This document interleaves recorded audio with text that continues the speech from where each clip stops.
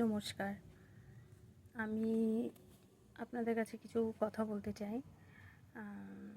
আমি কিছু জায়গায়, ঠিক আছে, আমাদেরই আত্মীয়-স্বজনের মধ্যে আর কি কম বেশি সব জায়গায় যাই। তা কিছু মানুষ থাকে যে ভালোবেসে জিনিসটা যে আমি করছি, ঠিক আছে, গায়ে খেটে করছি কিংবা ভালোবেসে আমি করছি, কিন্তু সবাই সেই দামটা দেয় না আর মনে করে না হয়তো অবশ্যই।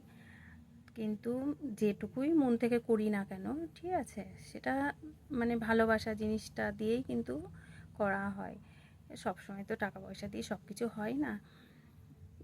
আর সবাই বলতে নেই, সবাই সব কিছু সবসময় যে এই জিনিসটা টাকা দিয়ে হবে কিংবা টাকা দিলেই ভালো হবে না, কখনোই না।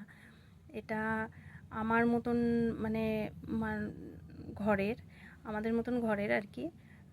সবসময় তো টাকা পয়সা দিয়ে কিছু করতে পারি না, কিন্তু যতটা পারি মন থেকে আর হচ্ছে গায়ে খেটে চেষ্টা করি যে যদি একটু করি তারও ভালো লাগবে, তারও কষ্টটা কম হবে, আমারও ভালো লাগবে।